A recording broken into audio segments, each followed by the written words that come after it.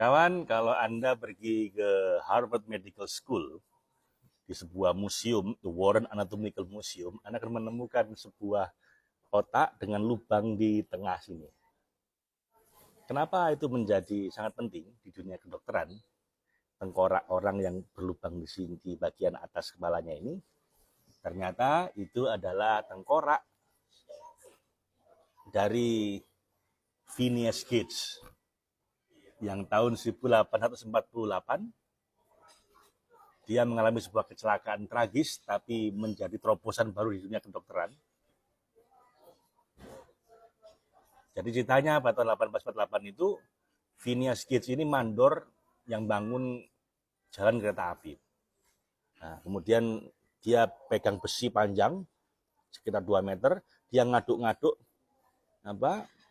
mesiu yang untuk bahan peledak. Nah, di tengah-tengah ngaduk-ngaduk itu besi panjang yang atasnya lancip ini tiba-tiba meledak di bagian mesiunya itu dan menembus dari pipinya sebelah kiri menuju bagian prefrontal atau otak bagian depan dia sampai berlubang. Dan di besinya ini karena saya kerasnya meledakan tadi meluncur sampai lepas. Dan ajaibnya dengan darah yang mengucur deras dengan otak yang berlubang di bagian depan itu, Phineas Gage tidak pingsan. Dia cuma jatuh terduduk dan teman-temannya menyaksikan dengan sangat heran. Darah mengucur. Lalu dia menjelaskan, tadi itu saya pegang besi ini tiba-tiba ini lepas gitu.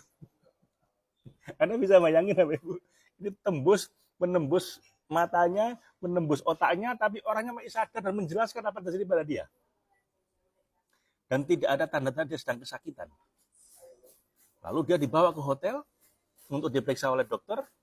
Pada tahun itu, tahun 1848, ilmu tentang neurologi, tentang otak itu masih belum berkembang. Sampai akhirnya dia diteliti, dibawa ke Boston, ke Harvard, diteliti fenomena ini, kok bisa orang otaknya berlubang, tidak merasakan sakit, tetap sadar, dan normal. Karena setelah itu dia masih bisa bekerja secara normal, dia masih bisa mengingat yang perlu diingat, dia masih normal. Satu hal saja yang tidak normal adalah akhlaknya. Nah ini menarik, karena sebelum kecelakaan, dia dikenal sebagai mandor yang bertanggung jawab, kapabel dan paling favorit. Dia juga seorang suami dan ayah yang baik serta bertakwa atau God fearing, takut sama Tuhan. Tapi setelah kecelakaan itu, tiba-tiba akhlaknya berubah total, dia dipecat perusahaannya karena jadi ugal-ugalan, tetap cerdas, tetap ingat banyak hal, logikanya masih normal, akhlaknya yang berubah. Jadi gemar berjudi, mengabaikan keluarga, dan berperilaku seksual aur-auran. Nah, ini menjadi bahan penelitian bagi para ahli tentang otak atau neurologi. Kok bisa begitu? Dan akhirnya ditemukan bahwa ternyata memang otak kita itu tiap bagian punya fungsi yang berbeda-beda. Nah, kebetulan bagian otak Phineas Gage yang luka itu, bahkan rusak itu adalah bagian yang mengontrol moralitas. Sehingga dia jadi nggak punya kompas batin, jadi nggak punya kemampuan untuk melihat mana yang salah, mana yang buruk, mana yang berakhlak, mana yang tidak.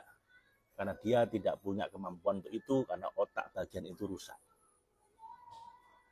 Dari sinilah kawan-kawan, akhirnya kita tahu bahwa otak kita itu